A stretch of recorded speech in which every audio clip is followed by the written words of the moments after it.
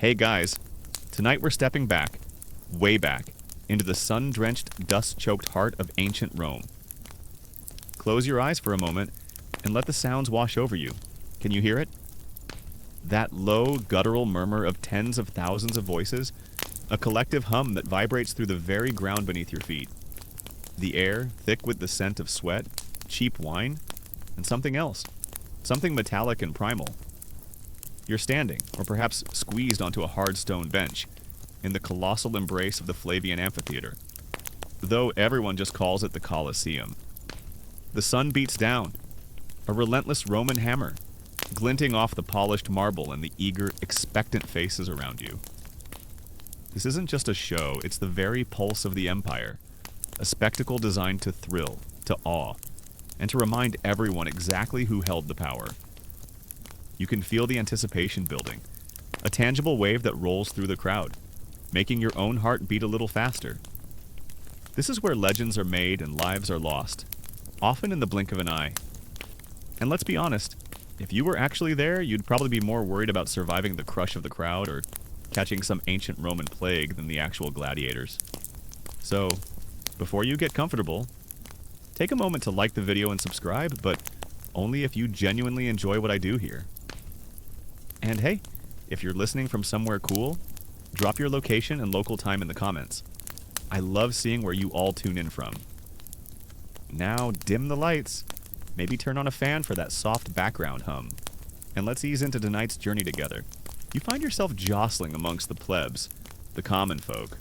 Though, if you had enough coin, you might be in the shaded, cushioned seats reserved for the senators and the elite. Look around. The sheer scale of this place is mind-boggling.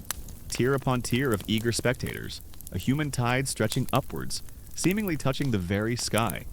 The Colosseum, a marvel of engineering, rises around you, its arches framing glimpses of the bustling city beyond.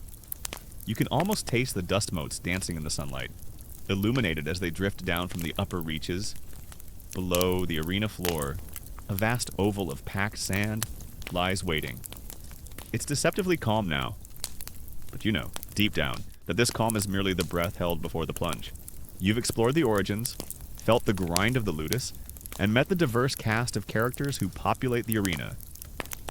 Now, let's zoom out and truly appreciate the stage upon which these life and death dramas unfolded. We're talking about the Roman amphitheaters, those colossal monuments to entertainment, with the Colosseum, or the Flavian amphitheater as it was originally known, standing as the undisputed king. Imagine yourself standing at its base, craning your neck, feeling dwarfed by its sheer, overwhelming scale. It's not just a building, it's a mountain of stone, a testament to Roman ambition, engineering prowess, and their insatiable appetite for spectacle. The noise swells, then dies down, then swells again. It's a living, breathing entity. This crowd, they've come from all corners of the Roman world, from the bustling streets of Rome itself to distant provinces, drawn by the promise of excitement, of drama, of pure, unadulterated entertainment. They crave the thrill, the visceral connection to life and death that only the arena can provide. You can hear snippets of conversations around you, arguments about last week's chariot race, gossip about a senator's latest scandal, and fervent predictions about today's matchups. Everyone has an opinion, everyone has a favorite, and everyone is ready to cheer, to boo, to demand blood, or to grant mercy. It's a democracy of emotion played out on the grandest stage imaginable.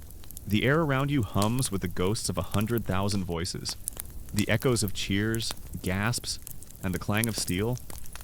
You can almost feel the vibrations of the ground as thousands of feet once pounded the earth, eager to find their seats. This wasn't just a venue, it was the beating heart of Roman public life, a place where social hierarchies were both rigidly enforced and momentarily blurred, where the emperor sat alongside the common citizen, all united by the shared thrill of the games.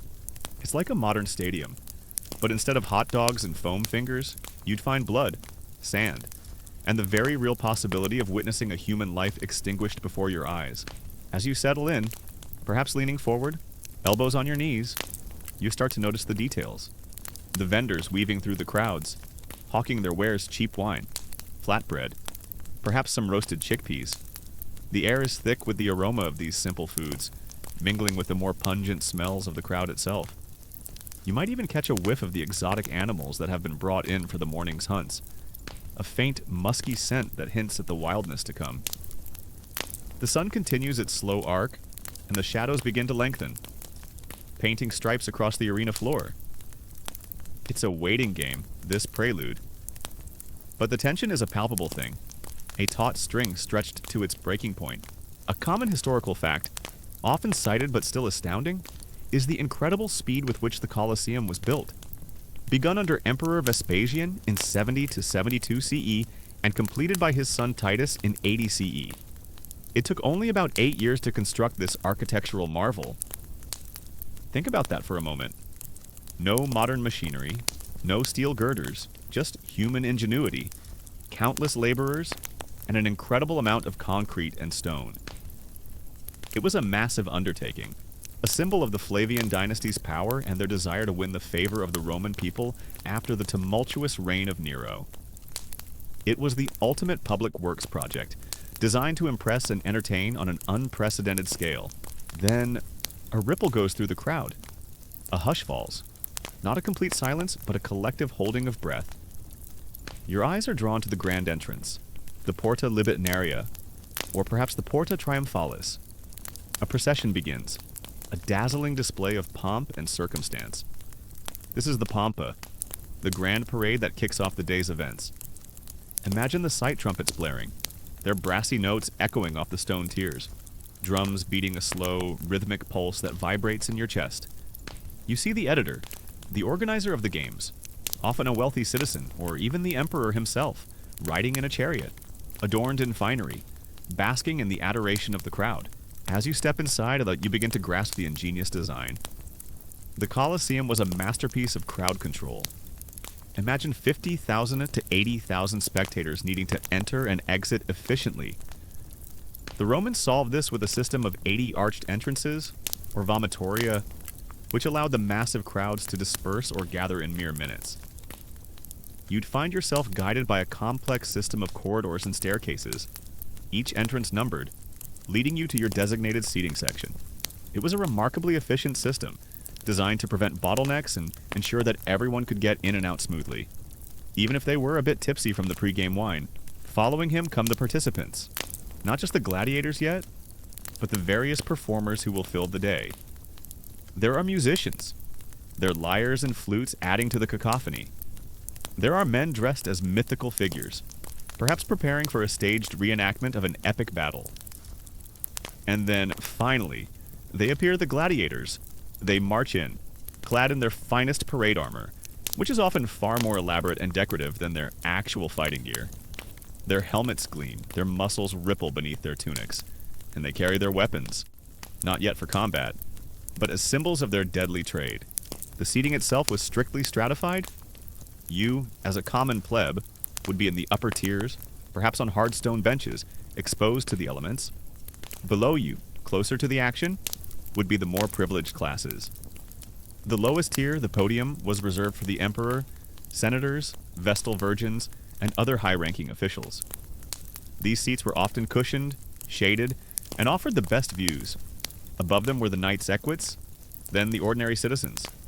And finally, at the very top, women and the poorest citizens, often standing. It was a visible representation of Roman society, etched in stone, reminding everyone of their place in the social order. As they pass, you can feel the energy shift. The crowd roars, a wave of sound that is almost deafening. Some gladiators are met with cheers, their names shouted by adoring fans. Others, perhaps less popular or from rival schools, are met with a smattering of boos or indifferent silence. You watch their faces, some are stoic, their expressions unreadable beneath their helmets. Others meet the gaze of the crowd, a hint of defiance or pride in their eyes. This is their moment of glory, their brief walk in the sun before the real work begins. They are celebrities. These men, paradoxically, both slaves and stars. Their lives lived on the edge of a sword, but the true marvel of the Colosseum lay beneath the arena floor. This is where the magic and the horror truly happened. Imagine a vast subterranean labyrinth known as the Hypogum. You can almost hear the creak of ropes, the low growl of unseen beasts, and the hushed commands of handlers. This complex network of tunnels, chambers, and ramps housed gladiators, animals, and the elaborate machinery used to stage the spectacles. It was a hidden world, a hive of activity. Preparing the drama that unfolded above, the parade circles the arena, a slow, deliberate display of power and spectacle. You might notice the different types of gladiators even now, by the distinctive shapes of their helmets or the specific weapons they carry. A Myrmillo with his fish-crested helmet and broad sword, a Retiorius with his net and trident, a Thraex with his curved sword and small shield, each one a specialist, trained in a particular style of combat, ready to face their designated opponent.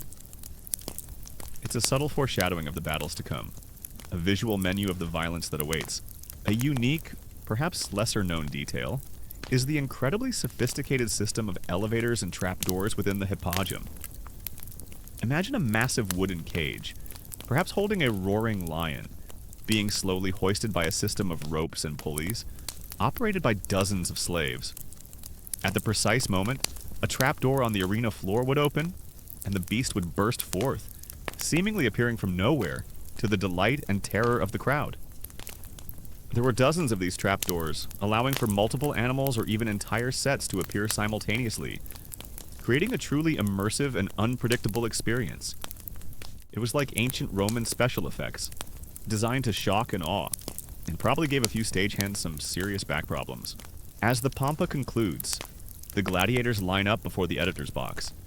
And then, the words, uttered in unison, a chilling mantra that echoes through the vast space. Ave Imperator, morituri te salutant. Hail, Emperor, those who are about to die salute you. It's a moment that sends a shiver down your spine, a stark reminder of the stakes involved. This isn't just a game, it's a matter of life and death, decided by the whims of the crowd and the nod of the Emperor. You feel a strange mix of excitement and unease. How can so many people revel in such a brutal display? The academic debate still rages about the exact nature and frequency of Namakye, or staged naval battles, within the Colosseum itself. While historical accounts mention these spectacles, and the Colosseum's Hippodrome was built over a drainage system that could have allowed for flooding. Some historians argue that the later additions to the Hippodrome, the complex system of walls and machinery, would have made extensive flooding impractical or impossible. Others suggest that if Namakye did occur, they were likely shallow water displays or only happened in the very early days before the Hippodrome became so elaborate. It's a fascinating puzzle, trying to reconcile the grand claims of ancient writers with the archaeological evidence, reminding us that even monumental structures hold their secrets.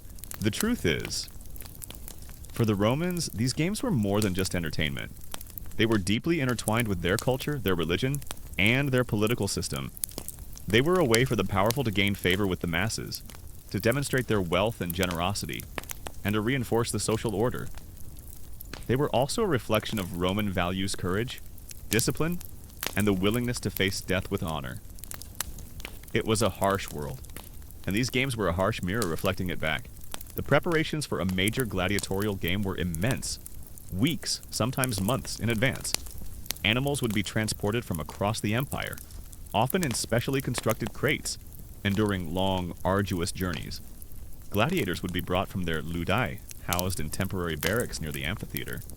Scenery would be constructed, artificial forests for venationes, elaborate backdrops for mythological reenactments. Imagine the Roman equivalent of a massive movie set, built and dismantled for each new show. The smell of fresh timber, paint, and animal waste would mingle in the air around the Colosseum in the days leading up to a spectacle. One common historical fact often overlooked is the sheer frequency of these games. They weren't just isolated events. They were a regular part of Roman life, often tied to religious festivals, public holidays, or the celebrations of military victories. A wealthy patron might sponsor games to commemorate a family member, or an emperor might put on a lavish spectacle to celebrate an anniversary or simply to keep the populace happy and distracted. Imagine the logistics involved feeding, housing, and training thousands of gladiators, transporting exotic animals from across the empire, maintaining the vast arenas. It was an industry, a massive undertaking that required immense resources and organization. On the day of the games, the atmosphere was electric from dawn. Vendors would set up stalls outside, selling food, drinks, and souvenirs. Crowds would begin to gather hours before the gates opened, eager to secure the best spots or simply to soak in the festive atmosphere. You'd hear the excited chatter, the hawkers shouting their wares, the distant sounds of trumpets announcing the impending pompa. It was a true public holiday, a chance for Romans of all strata to come together and share in a collective experience.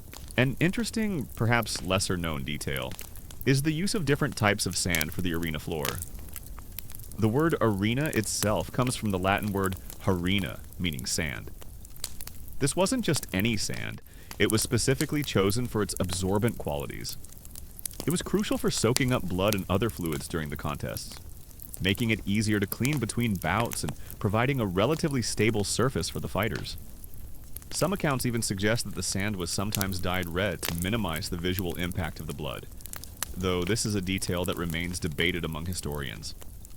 Imagine the effort involved in constantly refreshing and cleaning that vast expanse of sand after each day of carnage. It was a grim but necessary part of the spectacle.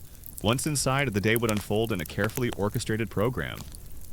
The morning, as you recall, often began with venation, the wild beast hunts. Imagine the roar of a lion echoing through the vast space, the frantic movements of a bear, the desperate charge of a rhinoceros. Hunters, often specialized venatores, would face these animals, sometimes with spears, sometimes with bows, in a brutal ballet of predator and prey. The crowd would cheer, gasp, and sometimes even demand more, their bloodlust slowly building. As the pompa clears the arena, the atmosphere shifts again. The initial excitement gives way to a more focused anticipation. You can hear the clatter of equipment, the shouts of the lanistai, the trainers, as they prepare their charges. The crowd settles, their eyes fixed on the various gates and tunnels that lead onto the arena floor. This is where the real action begins. The morning might start with venaciones, wild beast hunts where exotic animals, often starved and enraged, are pitted against skilled hunters or even each other. Lions, tigers, bears, elephants, even rhinos, all brought from distant lands to satisfy the Roman appetite for spectacle. It's a chaotic, often brutal display, designed to warm up the crowd before the main event. Then, at midday, came the meridiani, the public executions. These were not gladiatorial contests, but rather grim displays of Roman justice. Criminals, sometimes dressed in mythological costumes, would be thrown to the beasts, or forced to fight each other unarmed, or subjected to other gruesome forms of execution. It was a stark reminder of the consequences of defying Roman law, a chilling interlude before the main event. You might avert your gaze, or perhaps, like many Romans, find yourself morbidly fascinated by the spectacle of justice being meted out. You might find yourself wincing at the roars of the animals, the screams of the hunters, and the collective gasp of the crowd as a particularly dramatic kill occurs. It's a sensory overload, a primal experience that taps into something deep within the human psyche.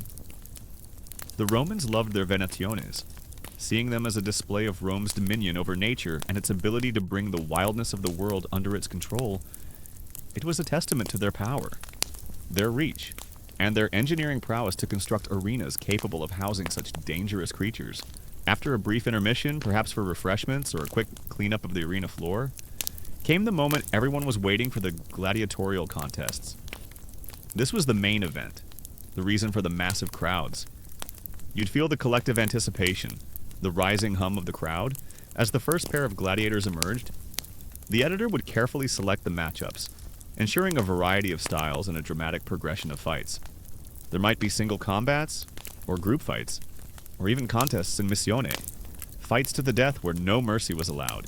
After the venaciones, there might be public executions, often gruesome affairs designed to serve as a deterrent to crime and a demonstration of Roman justice. Criminals, often condemned to death, would be thrown to the beasts, or forced to fight each other, or even subjected to elaborate theatrical deaths that reenacted myths. These were not considered entertainment in the same vein as gladiatorial combat, but rather a necessary, if unpleasant, part of maintaining order. You might avert your gaze during these moments, Or perhaps you're too caught up in the morbid fascination that grips the crowd. The arena floor itself was a carefully managed space. It was covered in sand, as you know, to absorb blood and provide traction. During breaks, attendants would rake the sand, removing bodies and preparing the surface for the next bout. The sheer efficiency of this operation was remarkable, a testament to the Roman ability to organize and manage complex events. It was a grim ballet of logistics, ensuring the show could go on without interruption. But all of this, the animal hunts, the executions, the musical interludes, it's all just prologue. The true main event, the reason tens of thousands have gathered, is the gladiatorial combat. The tension builds to a fever pitch as the arena is cleared once more. You can feel the collective breath of the crowd, waiting, watching. The sun is higher now, casting harsh shadows, and the air is growing warmer. The sounds of the city outside fade, replaced by the rising hum of the crowd, a low, expectant growl. Beyond the Colosseum, grand amphitheaters dotted the landscape of the Roman Empire. From Verona to Arles, from El Gem to Pompeii. These structures were built in cities across the Roman world, bringing the spectacle of gladiatorial games to the provinces. While none matched the sheer scale and grandeur of the Colosseum, they served the same purpose to entertain the local populace, to reinforce Roman culture, and to provide a stage for political patronage. Imagine a smaller version of the Colosseum in a provincial town, perhaps less ornate, but still capable of holding thousands, still echoing with the cheers of the crowd. The academic debate still rages among historians were gladiators always meant to fight to the death, or were lives often spared. While the popular image is one of constant, bloody demise, evidence suggests that many gladiators, especially the skilled and popular ones, were quite valuable. Training was expensive, and a good gladiator was an investment.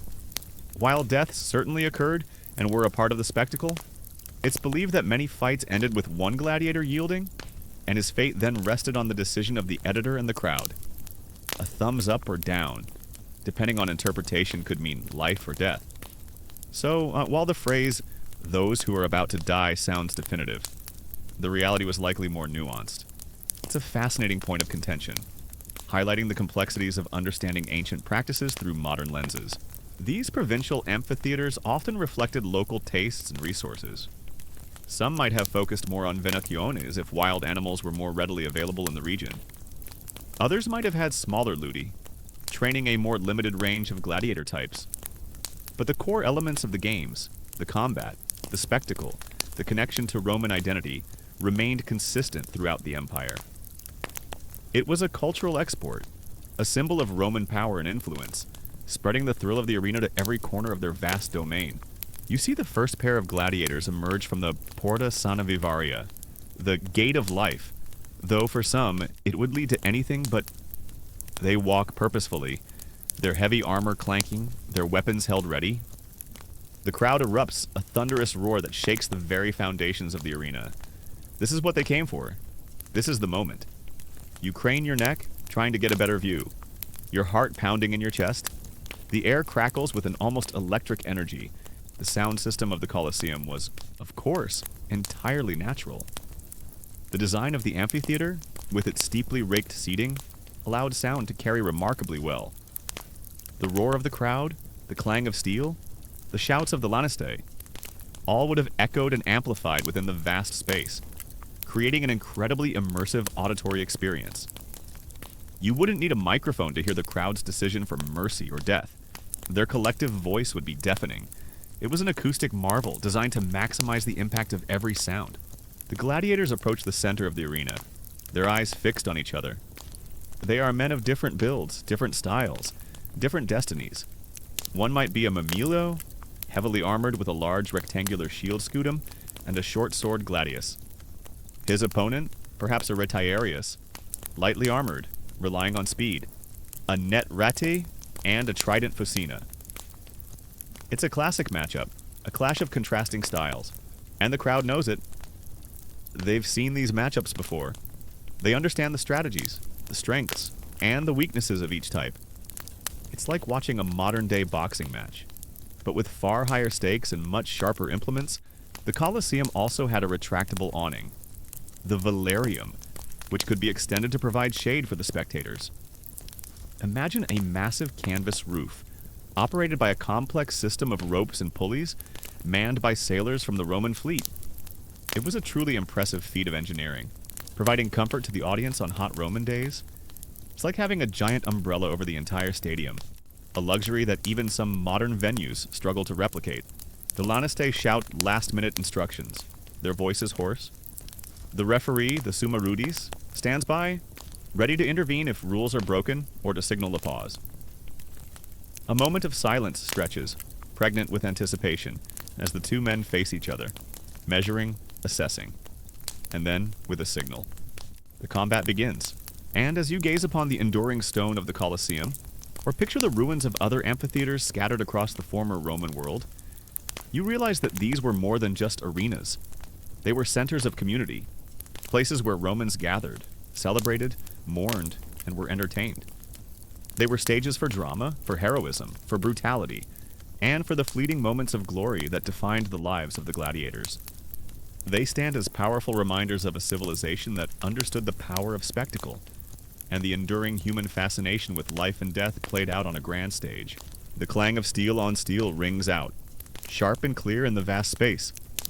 The Murmillo advances, his heavy shield providing a wall of defense, his gladius a deadly extension of his arm.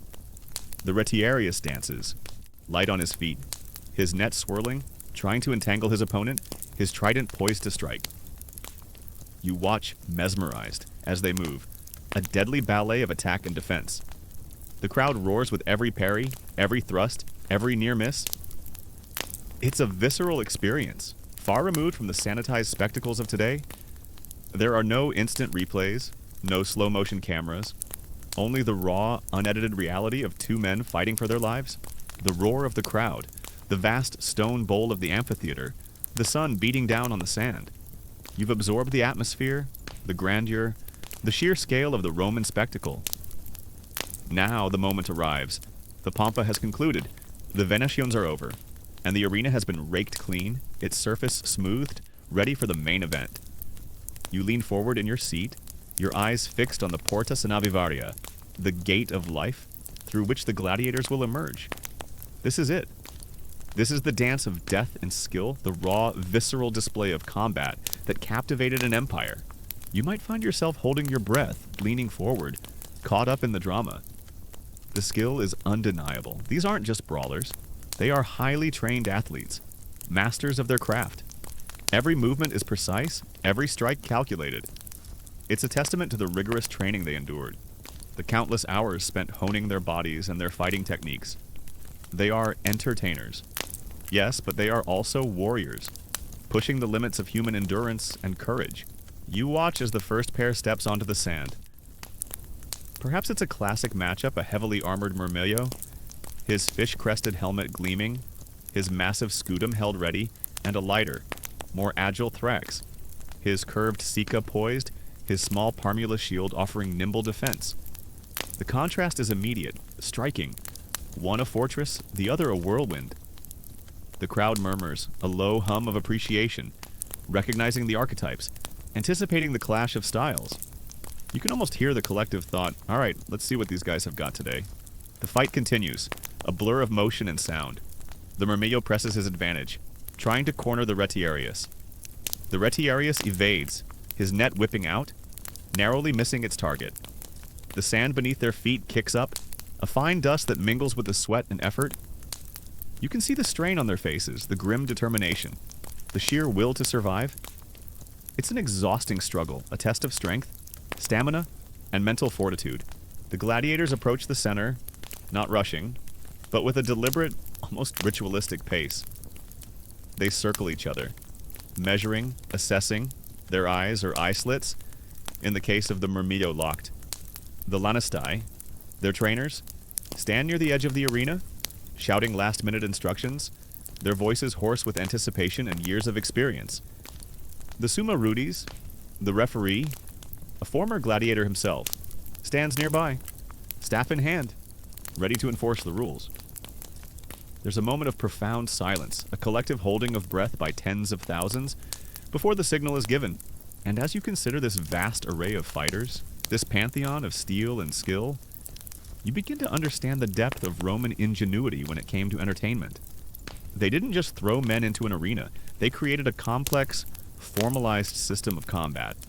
A deadly ballet of specialized warriors, each one a master of their unique, brutal art. It was a world of heroes and villains, of triumph and tragedy, played out on the grandest stage the ancient world had ever seen. And then, the clash. The Murmillo advances a wall of bronze and muscle, his scutum leading the way.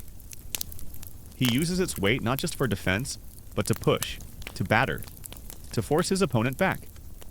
His gladius, short and straight, is designed for thrusting, for finding gaps in armor. You see him feint, a quick movement of the shield, trying to draw a reaction from the Thraex. The Thraex, meanwhile, dances, light on his feet, his parmula deflecting blows with surprising speed.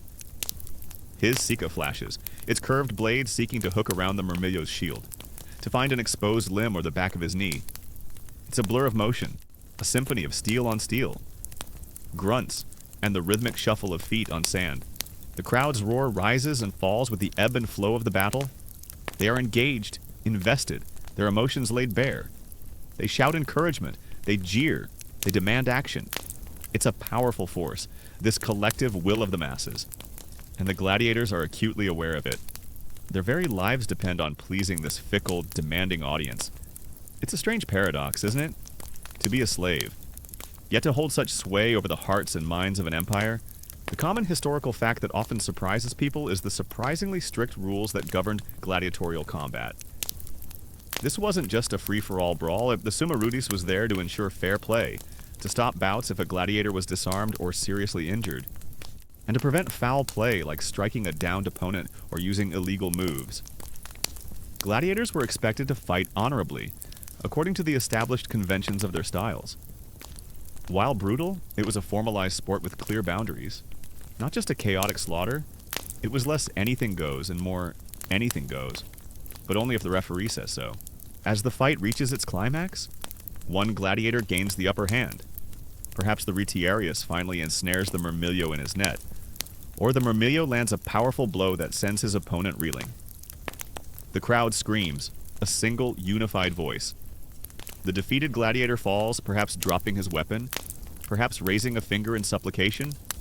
The victor stands over him, weapon poised, awaiting the decision. You can feel the exertion. Even from your distance, you see the sweat glistening on their bodies, the muscles straining under the weight of their armor. The sand, once smooth, is now churned up, a fine dust rising with every powerful step, every desperate lunge. The sounds are visceral, the heavy thud of the scutum as it takes a blow, the sharp clang of the Sika glancing off bronze, the ragged breaths of the fighters. The crowd reacts to every parry, every thrust, every near miss with a collective gasp or a roaring cheer. They are immersed, living and dying with every swing of the sword, and then the moment of truth. The editor looks to the crowd. Thousands of hands rise, some with thumbs up, some with thumbs down. The roar of the crowd becomes a cacophony of conflicting desires. Life or death, mercy or blood.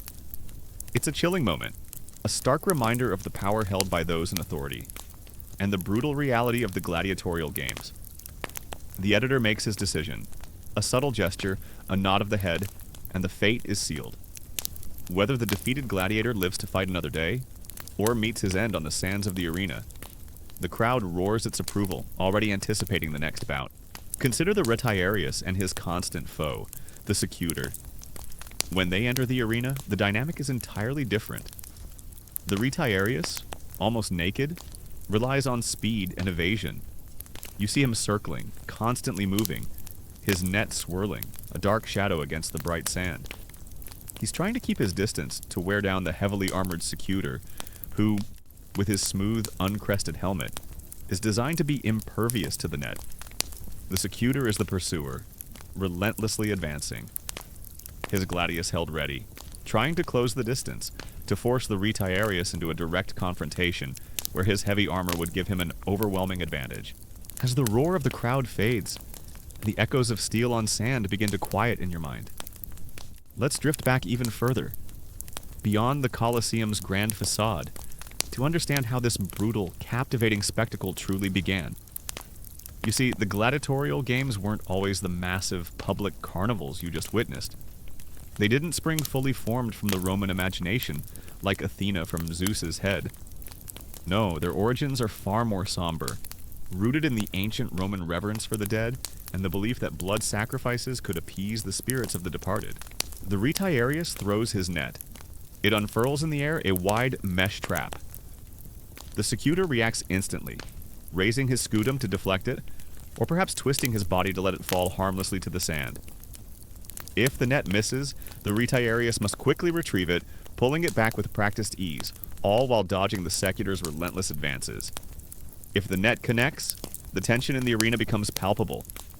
Has he snared him? Will he be able to pull him down? To use his trident to finish the fight?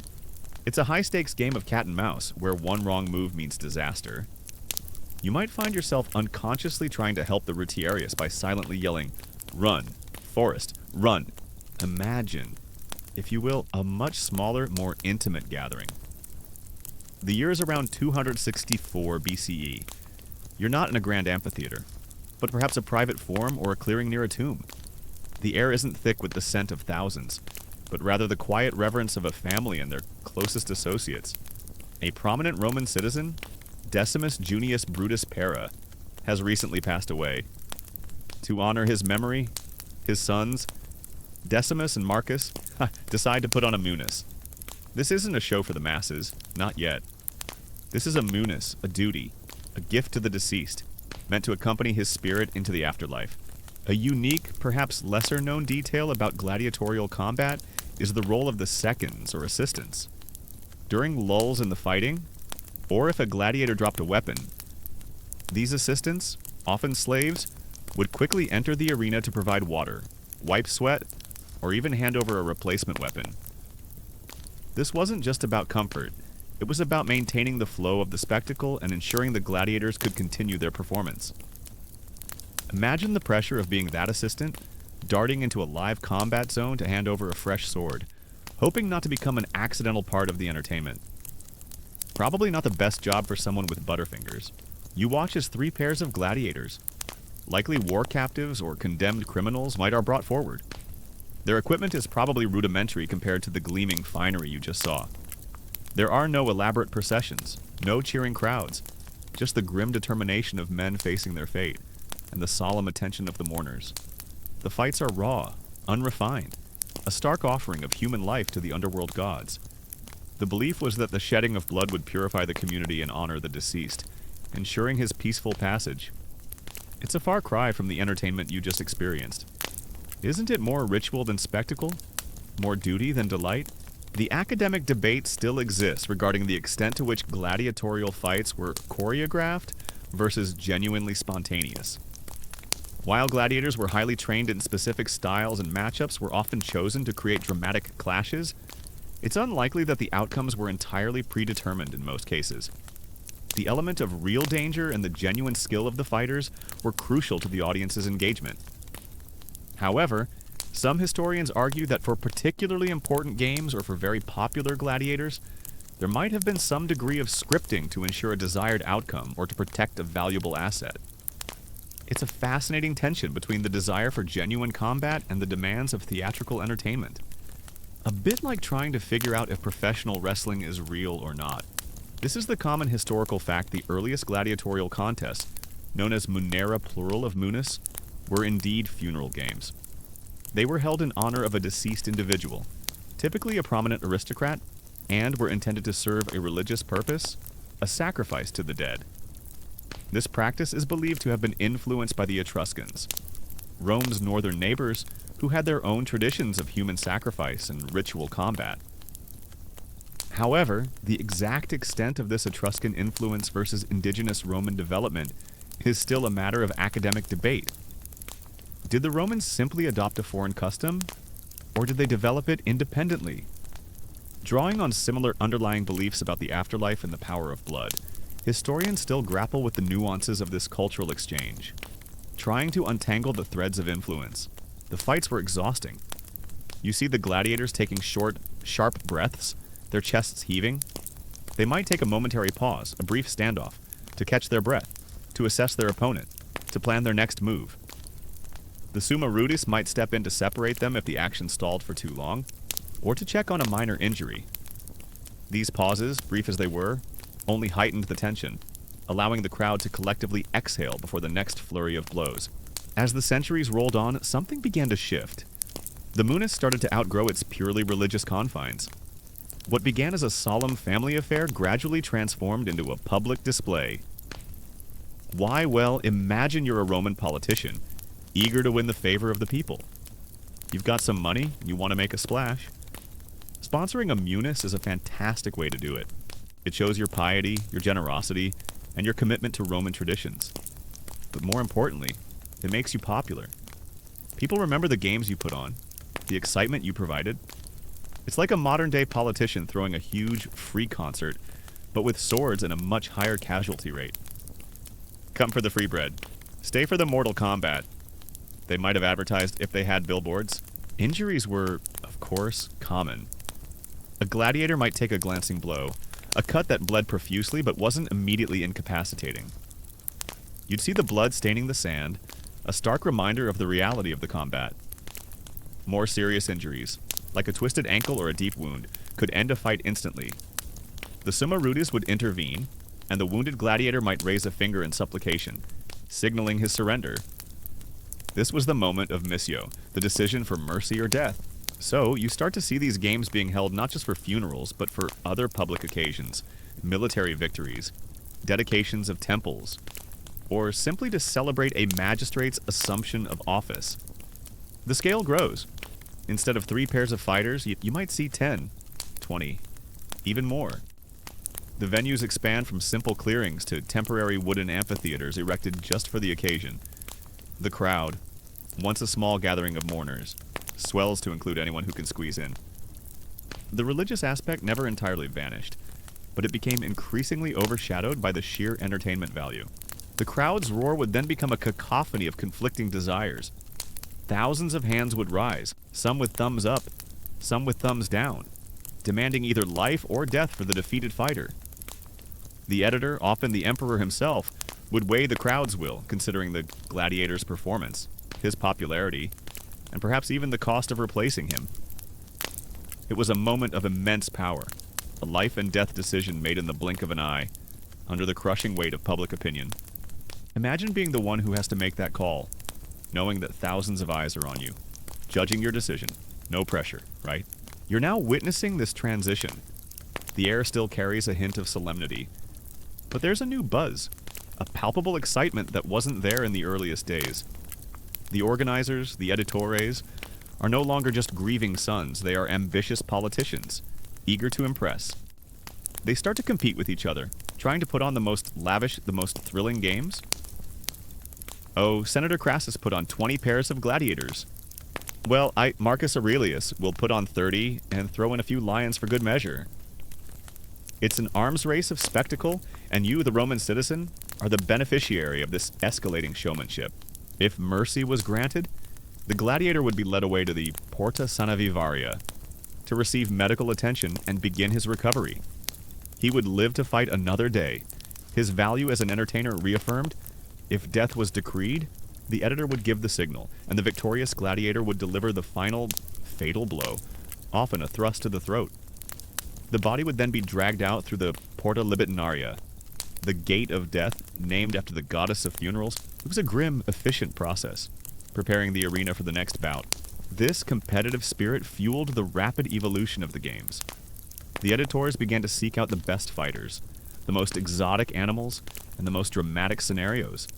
They invested in better training, better equipment, and more elaborate staging. The simple, raw fights of the early days gave way to more stylized, complex bouts between different types of gladiators, each with their own unique fighting style and weaponry. It became less about simply watching men die, and more about appreciating the skill, the bravery, and the drama of the combatants. It was, in a way, the original reality TV show, but with much higher stakes and no commercial breaks. The sheer variety of combat styles ensured that every fight was unique. You might see a Hoplomachus, with his spear and small shield, trying to keep a Murmillo at bay, using his reach to his advantage, or a Democharis wielding two swords, a whirlwind of steel, relying on pure offensive power to overwhelm his opponent. Each pairing presented a new tactical puzzle, a different kind of drama. The Romans understood the art of programming, ensuring that the audience was constantly engaged, constantly surprised. As the games became more popular, the demand for gladiators grew. This led to the establishment of specialized training schools, known as ludi singular ludus. Imagine these places grim, disciplined institutions where men, often slaves or condemned criminals, were forged into fighting machines. You can almost smell the sweat, the leather, and the faint tang of blood from the training grounds. These ludi were run by lanistae, former gladiators or shrewd businessmen who understood the art of combat and the demands of the arena. They were tough, often brutal, but they knew how to turn a raw recruit into a valuable asset. If you thought your gym instructor was demanding, try having one who could literally beat you to death if you didn't perform. The gladiators themselves were masters of their craft. They weren't just brute fighters, they were athletes, tacticians, and performers. They understood how to play to the crowd, how to build suspense, how to deliver a dramatic finish. Their lives depended on it. A boring fight, even if victorious, might not earn them the crowd's favor, and thus might not save their lives in a moment of defeat. It was a constant performance, a high-wire act where the slightest misstep could be fatal. A unique, perhaps lesser-known detail about these early ludi is that they weren't always the massive, state-controlled operations they later became. Many were private enterprises run by individual lanistae who would buy, train, and then lease out their gladiators to editores. It was a business, a lucrative one, and the lanista was essentially a talent agent and a drill sergeant rolled into one. They had a vested interest in keeping their gladiators alive and healthy, as a dead gladiator was a lost investment.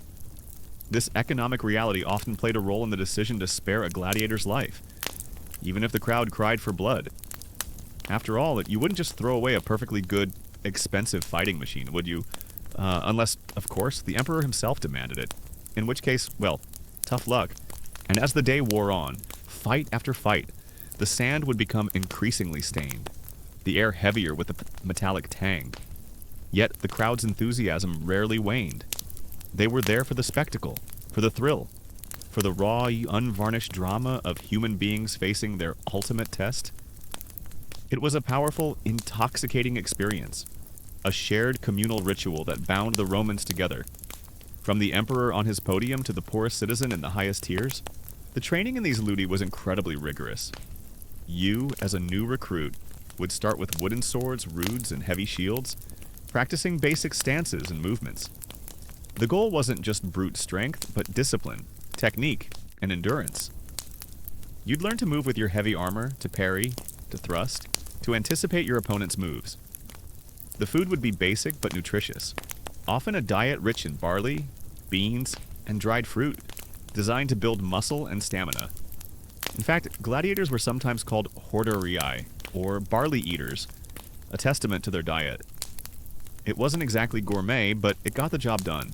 You might feel a strange mix of emotions as you witness these contests. A morbid fascination, certainly, but also, perhaps, a grudging respect for the courage and skill of the gladiators. Men who faced death with a stoicism that few could match. They were slaves, criminals, or desperate free men. Yet for a few fleeting moments, they commanded the attention of an empire. Their lives a brutal, beautiful dance on the sands of the arena. You'd spend your days under the watchful eye of the doctores, experienced gladiators who served as instructors. They'd teach you the specific styles of combat, how to wield a gladius like a myrmeo, how to throw a net like a rotarius, or how to use the curved sword of a thraex. Each style had its own strengths and weaknesses, its own particular movements and strategies.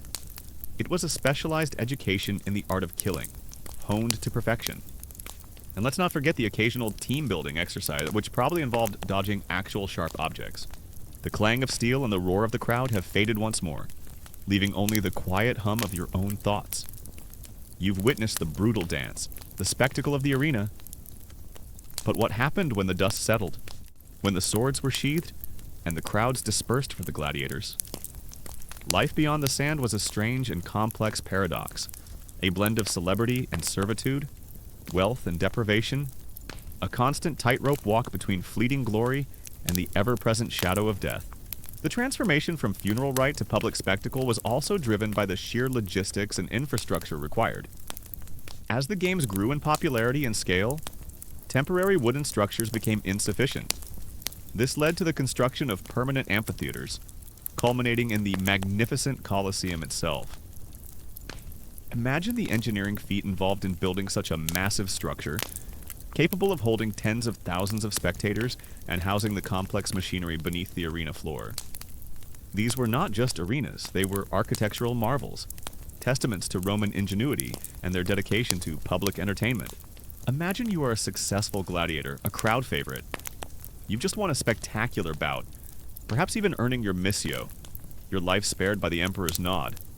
You're led not to a dark dungeon, but to a specialized medical facility within or near the ludus. Your wounds, no matter how superficial or severe, are immediately tended to by skilled physicians. This might surprise you, but the Laniste had a vested interest in keeping their valuable assets alive and healthy. A gladiator was an expensive investment, and good medical care was essential for his quick recovery and return to the arena. It's like a modern sports team investing heavily in their star players' physical therapy. But with more ancient herbs and fewer MRI machines, you can picture the scene: the early wooden stands, creaking under the weight of the excited crowd, the smell of fresh-cut timber mingling with the dust. Then, slowly, over centuries, these temporary structures give way to stone, to concrete, to the enduring monuments that still stand today. The evolution of the arena itself mirrors the evolution of the games, from humble beginnings to grand, imperial spectacles. It's like watching a small local band go from playing in a garage to headlining a stadium tour. The common historical fact that often surprises people is the relatively good medical care gladiators received. Archaeological discoveries, particularly from gladiator cemeteries, have revealed bones with well-healed fractures, indicating that serious injuries were often treated effectively.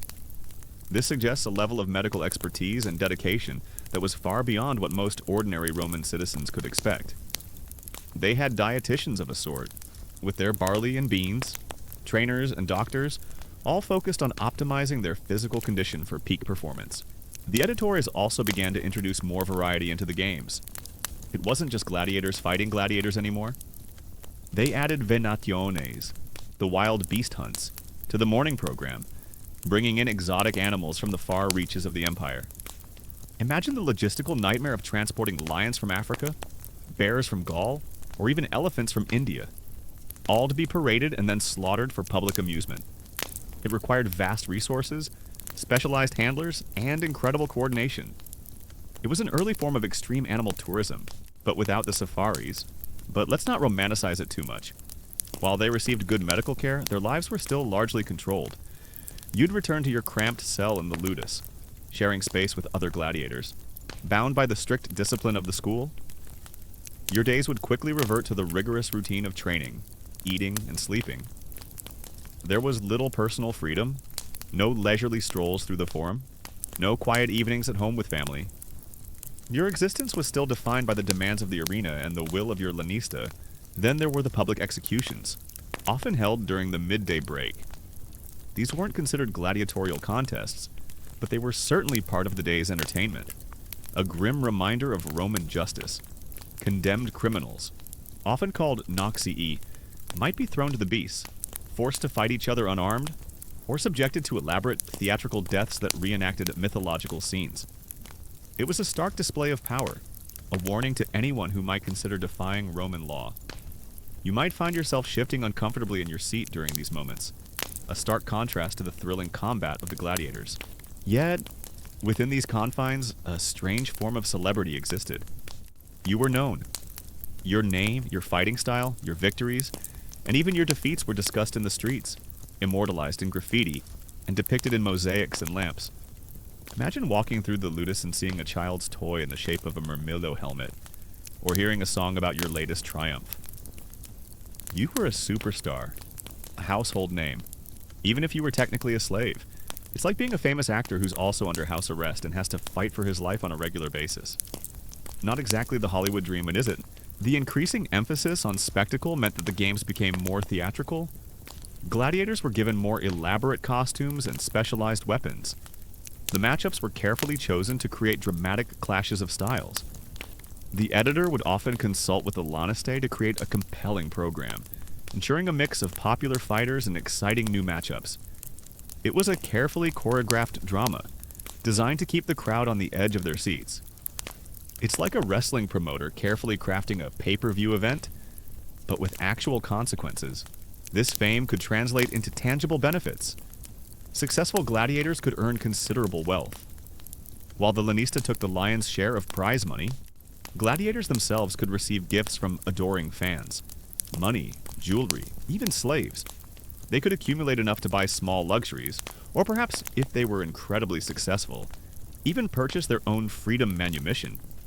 The ultimate prize for a gladiator was to be granted the rudies, the wooden sword, symbolizing his retirement from the arena and his new life as a free man.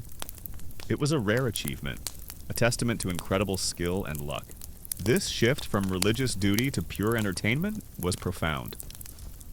While the games retained some vestiges of their religious origins, they were often held on religious holidays, and the Pampa still had ritualistic elements. Their primary purpose became to entertain the masses and to enhance the prestige of the editor. The emperors, especially, understood the power of the games. Providing bread and circuses, panem et circenses, was a key strategy for maintaining public order and popularity. As long as the people were fed and entertained, they were less likely to rebel. It was a brilliant, if brutal, form of social control. A unique, perhaps lesser-known detail about gladiatorial life is the existence of gladiatorial fan clubs or associations. These groups, often composed of enthusiastic supporters, would follow their favorite gladiators, celebrate their victories, mourn their losses, and even contribute to their upkeep or retirement funds. They would paint graffiti in their honor, attend all their fights, and sometimes even riot if their champion was treated unfairly. It was an early form of sports fandom, complete with passionate supporters and probably a few overly enthusiastic tailgaters. You can almost hear the Roman equivalent of a marketing slogan. Tired of high taxes? Come watch a Thraex fight a Murmillo. All your worries will melt away. Or at least be overshadowed by the sheer excitement. It was a powerful tool, a way to unite the diverse population of Rome under a shared experience, a collective thrill that transcended social classes. One common historical fact that often surprises people is that not all gladiators were slaves or criminals. While the vast majority were, there were also free men who voluntarily entered the arena, signing contracts to become gladiators. These octorati were often driven by debt, a desire for fame, or simply a thirst for adventure. It was a dangerous profession, but a successful gladiator could achieve immense wealth and celebrity, far beyond what most ordinary Romans could ever hope for. Imagine signing up for a job where your performance bonus is literally staying alive. Talk about high-pressure sales. This leads to a fascinating academic debate. How much agency did these octorati truly have? Were they genuinely free agents making a choice? Or were they driven by economic desperation to a point where their choice was merely an illusion? Historians still grapple with the complexities of social mobility and personal freedom in Roman society, especially for those at the margins. It highlights the blurred lines between freedom and servitude in the ancient world, a concept often difficult for modern minds to fully grasp. Despite their fame, gladiators were often seen as infames, a legal term indicating a loss of social standing and certain civil rights. This meant they couldn't vote, hold public office, or even marry a freeborn Roman citizen without legal complications. Even free volunteers octorati who signed contracts to become gladiators voluntarily accepted this infamia. It was a stark reminder that no matter how popular you were still an outsider. A professional killer in a society that valued civic duty and traditional morality? It's a bit like being a rock star who isn't allowed to vote or own property. The transformation of the munus from a solemn funeral rite to a thrilling public spectacle was a gradual process, but it fundamentally reshaped Roman society. The games became a central part of Roman identity, a reflection of their values, their power, and their sometimes brutal pragmatism. They were a place where social hierarchies were both reinforced and, paradoxically, briefly blurred. For a few hours, the emperor, the senator, and the common pleb all sat side by side, united by the shared experience of watching men fight for their lives. It was a powerful, intoxicating mix of fear, excitement, and morbid fascination. Yet, there were exceptions. Some gladiators formed relationships, even families, within the ludus or with other slaves. While formal marriage was often denied to them, informal partnerships were common. You might see a gladiator wearing a small amulet given to him by a loved one, a tiny connection to a world beyond the arena's walls. These personal bonds, however fragile, offered a glimmer of humanity in an otherwise brutal existence. And as the sun sets on this historical journey, and you reflect on the evolution of these games, you realize that their enduring appeal, even today, lies in that primal connection to life and death, to courage and sacrifice. It's a dark mirror, perhaps, but one that continues to fascinate and disturb us. The constant shadow of death loomed large. Every fight could be your last. You lived with the knowledge that your life was literally in the hands of the crowd and the editor.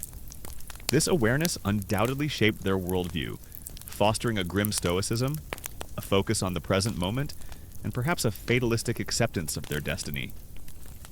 It's a bit like being on a perpetual job interview where the final round is a fight to the death. Makes your annual performance review seem pretty tame, doesn't it? The roar of the arena still echoes in your ears. But now, the dust has settled, the crowds have dispersed, and the gladiators have returned to a different kind of stage, the ludus. Imagine, if you will, stepping through a heavy, reinforced gate, the kind that promises security from the outside world, but also confinement within. You're not in the grand, open air of the Colosseum anymore. Here, the air is thick with the scent of sweat, old leather, iron, and a faint, persistent tang that you quickly identify as fear, mixed with grim determination. This is the gladiatorial school, the ludus, a place where men are broken down and then rebuilt, not as individuals, but as instruments of entertainment designed for the arena.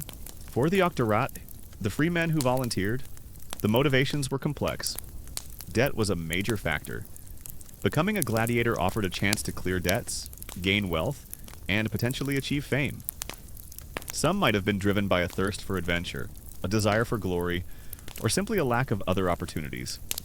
It was a dangerous gamble, but for some, the potential rewards outweighed the immense risks. Imagine signing up for a reality show where the prize is money, but the elimination round involves actual swords. You walk into a central courtyard, likely paved with packed earth or rough stone, surrounded by high walls. This is the training ground, the heart of the ludus. Wooden posts, scarred and splintered from countless blows, stand like silent sentinels, each one a testament to the hours of relentless practice. You might see a group of new recruits, their bodies still soft, their faces etched with a mixture of apprehension and bewilderment. Struggling with heavy wooden swords rudes against these very posts, they swing awkwardly, their movements uncoordinated, a stark contrast to the fluid, deadly grace you witnessed in the arena. You can almost hear the internal monologue of one of them. Wait, this is how I become a celebrity. My arms already hurt. The life of a gladiator was one of extreme contrasts. One day, you could be fighting for your life before tens of thousands. The next, you could be recuperating in the ludus, your wounds being dressed, your diet carefully managed. You were a commodity, bought and sold, yet you wielded immense power over the emotions of the crowd. You were a slave, yet you could be more famous than many senators. It was a life lived on the edge, a constant negotiation between survival and spectacle. The common historical fact here is that these ludi were highly structured and disciplined institutions. They were essentially military barracks, but with a singular focus preparing men for combat in the arena. Life inside a ludus was harsh, governed by strict rules and a rigid hierarchy. From the moment a man entered, whether as a slave, a prisoner of war, a condemned criminal, or even a free volunteer octoratus, his life was no longer his own. His days were meticulously planned, dedicated entirely to physical conditioning, weapons training, and tactical drills. There was no room for idleness, no time for personal pursuits. Every waking moment was geared towards survival in the arena. Consider the psychological impact of this existence. The constant training, the anticipation of combat, the trauma of witnessing death, and the pressure to perform. How did they cope? perhaps through camaraderie with their fellow gladiators, through a grim sense of humor, or through the simple, primal drive to survive. They were hardened men, forged in the crucible of the ludus and the arena, but they were still human, with their own fears, hopes, and dreams.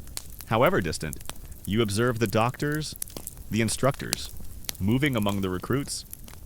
These are often former gladiators themselves, scarred veterans who survived the arena and now impart their deadly knowledge. They carry long sticks or whips, not just for correction, but for emphasis. Tapping a shoulder here, a leg there, guiding a stance, correcting a thrust. Their voices are gruff, their commands sharp and unwavering. They demand perfection, because in the arena, imperfection means death. You can see the respect, tinged with fear, in the eyes of the recruits as they watch their doctores demonstrate a move, a swift, precise action that speaks volumes about their past lives.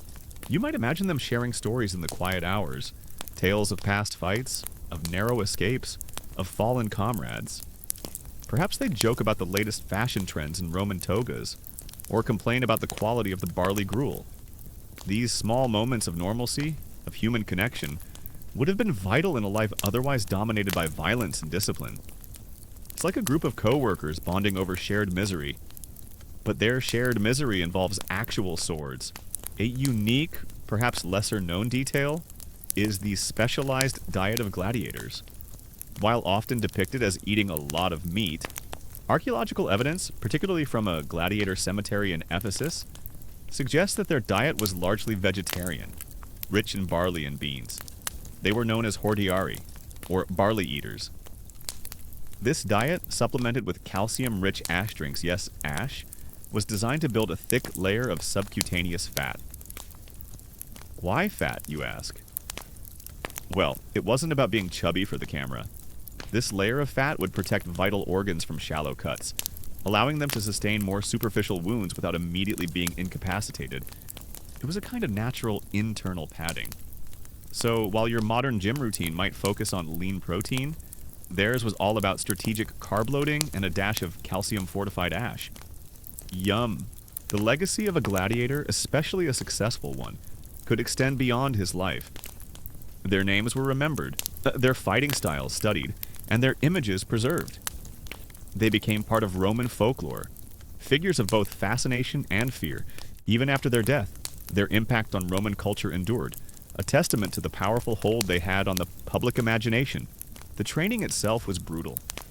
You'd start with the rudis, the wooden sword, which was significantly heavier than a real sword. This wasn't just for safety, it was to build strength and endurance in your arms and shoulders. Imagine swinging a weighted bat for hours on end, day after day. Your muscles would scream, your hands would blister, but slowly, agonizingly, you'd feel the strength building. You'd learn basic footwork, how to shift your weight, how to maintain balance even under the pressure of heavy armor. It was less about flashy moves and more about fundamental, repetitive drills designed to make every action instinctive. And as you reflect on the lives of these men, you realize that their story is not just about brutal combat, but about resilience, adaptation, and the complex interplay between individual fate and societal demands. They were entertainers, yes, but they were also human beings, navigating a world that demanded both their lives and their performances. Their existence was a paradox, a testament to the strange and often contradictory nature of ancient Roman society. You'd practice against the palace, those wooden posts, which served as stand-in opponents. You'd learn to strike, to parry, to thrust, aiming for specific points, imagining a living, breathing opponent. The doctors would watch, their eyes missing nothing, correcting every mistake with a sharp word or a quick, painful tap. There was no coddling here, no participation trophies. The stakes were too high.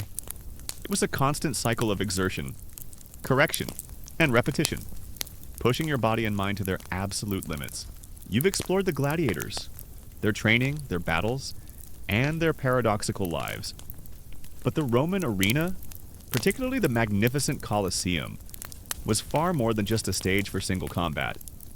It was a versatile, terrifying, and awe-inspiring theater capable of hosting a dizzying array of spectacles designed to entertain, to shock, and to demonstrate the boundless power and resources of the Roman Empire. Beyond the individual duels, the Romans craved grander, more elaborate displays of might and mastery. So, let's delve into the other forms of entertainment that filled the arena. From the thrilling wild beast hunts to the legendary, if debated, naval battles. Beyond the physical, there was the mental conditioning. You were taught to face fear, to suppress panic, to accept the possibility of death with stoicism. The ludus was a psychological crucible as much as a physical one. You learned to fight not just for survival, but for the crowd, for your lanista, and for the fleeting glory that a victory could bring. It was a strange, twisted form of enlightenment, where the path to freedom or fame lay through the valley of the shadow of death. Imagine yourself back in the Colosseum. But it's early morning. The sun is still low, casting long shadows across the sand. The air, instead of the metallic tang of blood, carries a different scent. Now the pungent, musky odor of wild animals. This is the time for the venations, the wild beast hunts, a spectacle that often preceded the gladiatorial contests and was designed to warm up the crowd with a display of raw, untamed nature. You can hear the low growls, the roars, the frantic scuffling from beneath the arena floor. A chorus of primal sounds that sends a shiver down your spine. It's like a very, very dangerous petting zoo, where the petting is done with spears. As you progress through the training, that you'd be introduced to actual weapons, though blunted at first. The clang of steel would replace the dull thud of wood. You'd learn to handle the weight and balance of a real gladius, the reach of a trident, the curve of a sika. Each gladiator type had its own specific arsenal, and you'd be specialized in one. You wouldn't just pick up any weapon, you'd become an extension of your chosen style. The common historical fact about venaciones is the incredible variety and sheer number of exotic animals brought to Rome from across the vast empire. Lions from North Africa, bears from Gaul, leopards from Asia Minor, elephants from India, even rhinos, crocodiles, and ostriches. These animals were captured, transported, and then unleashed into the arena, often against skilled hunters known as venatores or bestiarii, or sometimes against each other.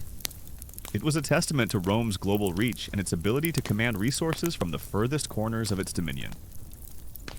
Imagine the logistical nightmare of bringing a live rhinoceros across the Mediterranean. Modern zoos have it easy. Think about the murmillo, for instance. You'd spend hours with that massive scutum, the rectangular shield, learning to use it not just for defense, but as an offensive tool. A battering ram.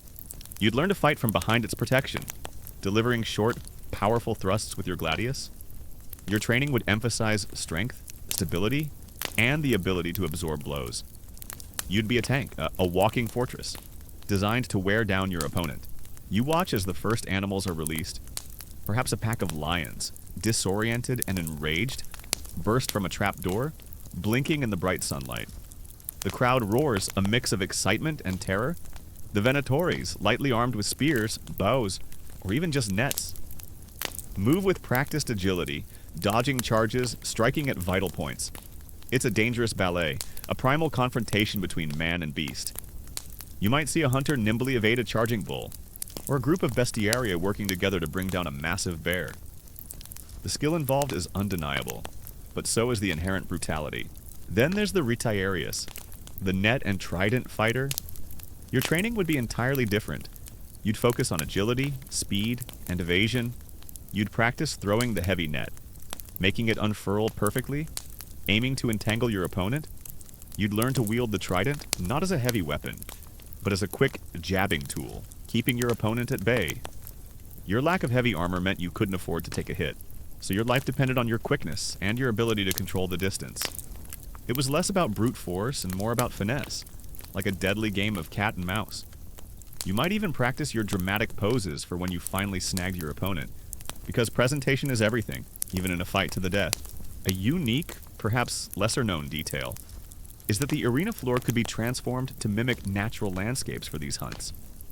Imagine artificial hills, trees, and even small bodies of water being erected on the sand, creating a more realistic environment for the animals and hunters.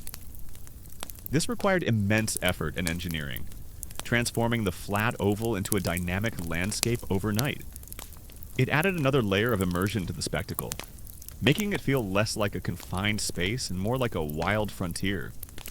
It was the ancient Roman equivalent of a theme park ride. But with real danger and no safety harnesses, the academic debate still lingers. How much did individual gladiators truly choose their fighting style? Or was it primarily dictated by the lanista based on their physical attributes and the needs of the ludus? While some sources suggest a degree of choice, especially for octorati, the economic realities and the highly specialized nature of the training imply that the lanista likely had the final say. If you were big and strong, you were probably destined to be a myrmio or a secutor. If you were fast and agile, a retiarius or a thraex, it was a business after all, and efficiency meant maximizing each gladiator's potential for profit and crowd appeal. It's like a sports team drafting players based on their physique, not their preferred position. The academic debate still exists about the exact methods used to train or provoke the animals for these hunts. While some accounts suggest animals were simply starved and enraged before being released, others argue that some level of conditioning or manipulation might have been used to ensure a more dramatic and predictable show. Historians grapple with the ethics and practicalities of these practices, trying to understand the full extent of human cruelty and ingenuity involved in staging such events. It's a grim reminder of how far some societies would go for entertainment. Beyond individual drills, you'd engage in mock combat with other recruits. These weren't full-contact fights to the death, but controlled sparring sessions designed to simulate the chaos of the arena. You'd learn to react to unpredictable movements, to exploit weaknesses, and to adapt your strategy on the fly. The doctors would oversee these sessions, shouting instructions, stopping the action to correct mistakes, and pushing you to your limits. You'd learn to trust your instincts, to read your opponent, and to make split-second decisions that could mean the difference between victory and defeat. Beyond the Venationes, the Romans were masters of theatrical spectacle, often reenacting historical battles or mythological tales. Imagine the arena floor transformed into a battlefield, complete with elaborate scenery, props, and hundreds of participants. These could be condemned criminals, forced to play out the roles of heroes and villains, often with fatal consequences. You might see a reenactment of the Minotaur myth, with a condemned man playing the part of the beast, or a naval battle from Roman history, staged with incredible detail. It was immersive theater, but with a very literal death to the actors clause. The hierarchy within the ludus was strict. At the top was the lanista, the owner and manager. He was the ultimate authority, responsible for everything from acquiring new recruits to negotiating their appearances in the games. Below him were the doctors, the trainers, and then the gladiators themselves, often divided into classes based on their experience and skill: novici newcomers, tiros beginners, and then the experienced fighters, some of whom might become primus palus, the best of the best in their ludus. Then there were the naumachiae, the staged naval battles. This is where the Colosseum truly pushed the boundaries of engineering and spectacle. While the academic debate about their frequency and scale within the Colosseum itself still rages, as we discussed in Chapter 5, remember that system of trapdoors and machinery. Accounts describe massive basins being flooded to allow for actual ships to float and engage in mock combat. Imagine the sheer logistics diverting water, building miniature fleets, training sailors to fight in this bizarre environment. It was an engineering marvel, a testament to Rome's ability to manipulate its environment for the sake of entertainment. If they could flood the Colosseum, they could probably figure out how to get that stubborn jar open. Life was Spartan. You'd sleep in small, cramped cells, often shared with other gladiators. Food, while nutritious, was basic and repetitive. There were few comforts, little privacy. Your entire existence revolved around training, eating, and sleeping. The goal was to strip away your old identity and forge a new one, that of a gladiator. You were no longer just a man, you were a fighting machine, a performer, a commodity. You might see 2 miniature fleets, perhaps representing rival Greek city-states or ancient naval powers, maneuvering across the flooded arena. The ships would be manned by condemned criminals or prisoners of war, forced to fight to the death with blunt weapons, or even sharp ones, for the amusement of the crowd. The sounds would be different: the splash of oars, the creak of timber, the shouts of the combatants, and the roar of the crowd. Amplified by the water-filled basin, it was a truly unique spectacle, a fusion of land and sea combat, all within the heart of Rome. However, it wasn't all grim. Gladiators, especially successful ones, received medical care. This is another common historical fact that might surprise you. Given the investment in their training and their value as entertainers, Laniste employed physicians to treat injuries, ensuring their gladiators recovered quickly and could return to the arena. Archaeological findings of gladiator cemeteries show evidence of advanced medical care, including bone setting and even rudimentary surgery. So, while you might face a gruesome end, at least you'd get some decent healthcare along the way.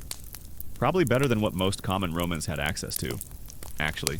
A common historical fact is that Emperor Claudius staged a massive naumachia on the Fucine Lake, involving 19,000 men and 50 ships, long before the Colosseum was built. This demonstrates the Roman fascination with naval spectacles and their willingness to undertake monumental engineering projects to satisfy this desire. While the Colosseum's naumachii were likely on a smaller scale, the concept was firmly established in Roman entertainment. It was the ultimate water park, but with less lazy rivers and more actual fatalities, you'd also form bonds with your fellow gladiators. They were your brothers in arms, the only ones who truly understood the unique pressures and dangers of your life. You'd train together, eat together, and face the arena together. There was a camaraderie born of shared hardship, a grim solidarity that transcended social status.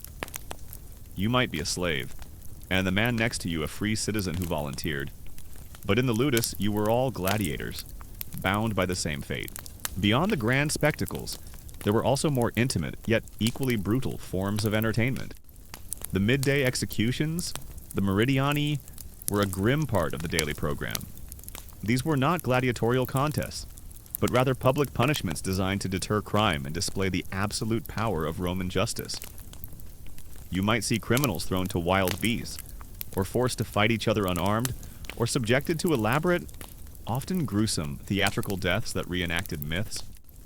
Imagine a condemned man dressed as Orpheus, only to be torn apart by bears instead of charming them with his lyre. It was a stark, chilling reminder of the consequences of defying Roman law. The lanista held immense power over his gladiators, and he could sell them, lease them out, or even condemn them to death if they were deemed useless or disobedient.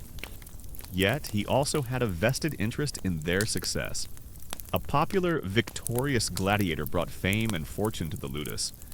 So, while the relationship was one of master and slave or contractor and employee, in the case of Octorati, it was also a complex economic partnership. It was a delicate balance, push them hard enough to be deadly, but not so hard that they break. You might find yourself averting your gaze during these moments. Or perhaps, like many Romans, you'd be morbidly fascinated, drawn by the raw display of power and the finality of death. The crowd's reaction to these executions was often different from their reaction to gladiatorial combat. While gladiators were admired for their skill and courage, criminals were seen as deserving of their fate, and their deaths were a form of public instruction. It was a harsh lesson in civic obedience, delivered with brutal efficiency. Imagine the psychological toll this life would take. The constant threat of death, the brutal training, the loss of personal freedom. Yet, for some, it offered a path to something more. A successful gladiator could earn immense wealth, even if he was a slave.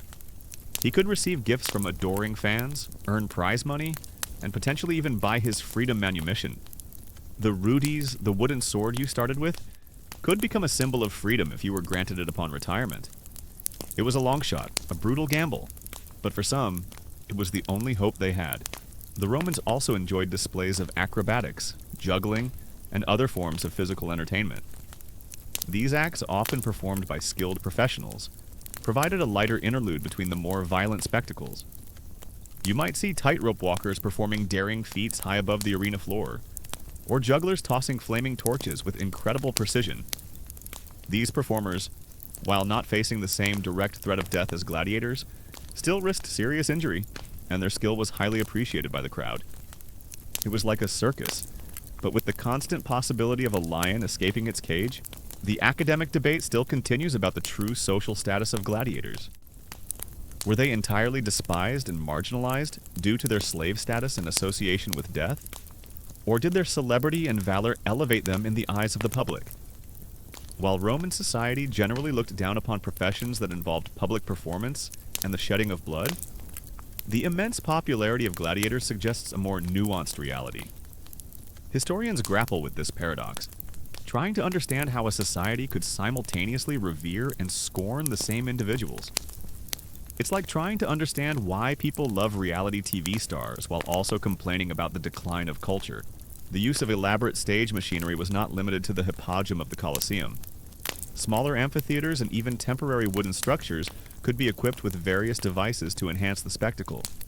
Trapdoors, ramps, and even rudimentary elevators could be used to bring animals or scenery onto the arena floor, creating surprising entrances and exits. The Romans were masters of theatrical illusion, using their engineering prowess to create truly immersive and unforgettable experiences for their audiences. They were the original special effects wizards, long before CGI was even a twinkle in a computer's eye. You might even witness the occasional visit from an editor, a wealthy Roman looking to hire gladiators for upcoming games. He'd inspect the fighters, discuss their skills with the lanista, and perhaps even watch a demonstration. It was like a talent scout visiting a sports academy, assessing the prospects, looking for the next big star. The gladiators would be paraded, their muscles flexed, their prowess demonstrated. It was a chance to impress, to secure a spot in a prestigious game, to step closer to that fleeting moment of glory in the arena. The economic impact of these diverse spectacles was immense. Thousands of people were employed in the capture, transport, and care of animals, the training of venatores, the construction of scenery, and the management of the arenas. It was a massive industry, fueling trade and providing employment for a significant portion of the Roman population. The games were not just entertainment. They were a vital part of the Roman economy and social fabric. It was the biggest show on earth, and everyone had a part to play, whether as a spectator, a participant, or a stagehand. The ludus wasn't just a training facility, it was a self-contained world, a micro-society with its own rules, its own customs, and its own brutal logic. It was a place of transformation, where ordinary men were molded into extraordinary fighters, ready to face the roar of the crowd and the sharp edge of destiny. And as you step back from its confines, leaving the smell of sweat and steel behind, you carry with you a deeper understanding of the men who walked into the arena, not just as performers, but as products of this brutal, unforgiving school of steel. And as you reflect on this broader tapestry of Roman entertainment, you realize that the gladiatorial contests, while central, were just one thread in a rich and often brutal fabric. The Romans had an insatiable appetite for spectacle, a desire to witness grand displays of power, skill, and the raw forces of nature. From the thunderous charge of a wild beast to the dramatic reenactment of a naval battle, the arena was a place where anything seemed possible, where the boundaries between reality and theater blurred, and where the human fascination with life and death played out on the grandest stage imaginable. You've seen the training, felt the discipline, and perhaps even imagined the taste of barley and ash. Now, let's step out of the ludus and back into the vibrant, often brutal world of the arena, where the gladiators you just learned about truly came to life. But here's the thing, not all gladiators were created equal, nor did they fight in the same way. The Roman arena was a stage for a dazzling array of fighting styles, each with its own unique armor, weaponry, and tactical approach. It was a carefully curated cast of characters, designed to offer variety, drama, and a constant stream of fresh matchups for the insatiable Roman public. You've seen the beasts, the boats, and the brutal theatricality of the Roman arena. Now, let's focus on the most powerful, unpredictable, and ultimately decisive force within that vast stone bowl. The crowd. Imagine yourself amidst those tens of thousands of faces, a sea of humanity stretching upwards, their collective voice a deafening roar. This isn't just an audience, it's a living, breathing entity, capable of swaying the fate of a man with a single gesture, a collective shout. The gladiator might be the one holding the sword, but it's the crowd that holds his life in their hands, and the emperor who holds the ultimate power to grant or deny that life. Imagine yourself back in the Colosseum, the sun high, the crowd buzzing. As the next pair of fighters emerges, you notice immediately that they look completely different from the Myrmillo and Red Iarius you witnessed earlier. This isn't just about different uniforms, it's about different philosophies of combat. The Romans, ever practical and theatrical, had developed a whole pantheon of gladiator types, each one a specialist, honed to perfection in their distinct art of war. It's like a fighting game roster, but with real-life consequences and no reset button. You're watching a particularly intense bout. A Murmillo has just disarmed his Thrax opponent, who now lies on the sand, shield discarded, one hand raised in supplication. The Murmillo stands over him, sword poised, awaiting the signal. The entire amphitheater falls into a tense, expectant hush, broken only by the ragged breathing of the fighters and the distant cries of vendors. All eyes turn to the editor's box, where the Emperor, or the game's sponsor, sits. But the editor doesn't make the decision immediately. He looks to the crowd. Let's start with the Murmillo. You've already had a glimpse of him. Picture a heavily armed warrior. His helmet a distinctive rounded dome often adorned with a fish-like crest. This helmet, with its small eye slits, severely restricted his vision, forcing him to rely on his other senses and the commands of his lanista.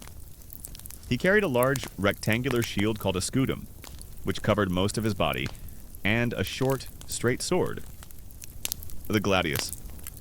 His armor was extensive agrieve ochria on his left leg, and arm protection manica on his right arm. The Murmillo was built for brute force, a powerful offensive fighter who would advance steadily, using his shield as both defense and a battering ram, seeking to overwhelm his opponent with powerful thrusts. He was the heavy tank of the arena, slow but devastating. This is the common historical fact that truly defines the gladiatorial games, the power of the crowd to influence the fate of a defeated gladiator. When a gladiator surrendered, his life was not automatically forfeit. Instead, his fate rested on the missio, the decision to spare him or to condemn him to death. While the editor had the final say, he almost always consulted the crowd, gauging their mood and their will. Their collective voice, expressed through shouts and gestures, was a powerful force, and ignoring it could lead to public unrest or a loss of popularity. It was the ultimate focus group, but with much higher stakes for the product being reviewed. Now, imagine him facing his most common opponent, the Thrax. This gladiator, named after the Thracians, a people from the Balkans, was a stark contrast. He wore a distinctive helmet with a griffin crest, the griffin being a symbol of Nemesis, the goddess of retribution. Quite fitting for the arena. His primary weapon was the Sika, a short, curved sword designed to bypass an opponent's shield and strike at their unprotected back or flanks. He carried a small, square, or rectangular shield, the Parmula, which was much lighter than the Murmillo's scudum, allowing him greater agility. He also wore greaves on both legs and arm protection. The Thrax was a nimble, evasive fighter, relying on speed and cunning to get around his opponent's defenses. It was a classic matchup of heavy offense versus agile counterattack, like watching a sumo wrestler try to catch a ninja. You see it now? Thousands of arms rise, a forest of hands, each one making a gesture. Some thumbs are pointed up or perhaps sideways, depending on which academic debate you subscribe to. Remember that one? Signifying mercy. Other thumbs are pointed down, a chilling demand for death. The roar returns, a cacophony of conflicting desires. Mite, release him some shout. Ugula, kill a mother's scream. The noise is deafening, a wave of human emotion crashing against the stone tiers. You find yourself caught in the moment, instinctively raising your own hand, though you're not entirely sure which way your thumb is pointing. A common historical fact is that these gladiator types were often paired against each other in specific traditional matchups. This wasn't random. The Romans understood that certain combinations of armor and weaponry created the most dramatic and balanced contests.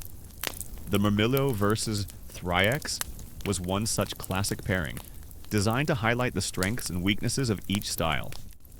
The heavy shield and straight sword of the Murmillo were countered by the Thrax's curved blade and agility, leading to dynamic, often prolonged battles that kept the crowd on the edge of their seats. The Emperor, or the editor, watches, his expression unreadable. He's taking it all in the volume of the shouts, the number of hands raised for mercy versus death, the general mood of the populace. He understands that these games are not just entertainment, they are a vital political tool. Granting mercy to a brave, popular gladiator could win him immense favor. Condemning a fan favorite, especially if the crowd desired mercy, could lead to resentment. It's a delicate balancing act, a constant negotiation between his own authority and the will of the masses. It's like a politician trying to decide whether to cut taxes or build a new stadium, knowing either choice will make someone happy and someone else furious. Then there was the Secutor. His name literally means pursuer, and for good reason. He was specifically designed to fight the Retiarius. The Secutor's helmet was smooth and rounded, with only 2 small eye holes, making it difficult for a Retiarius's net to snag it.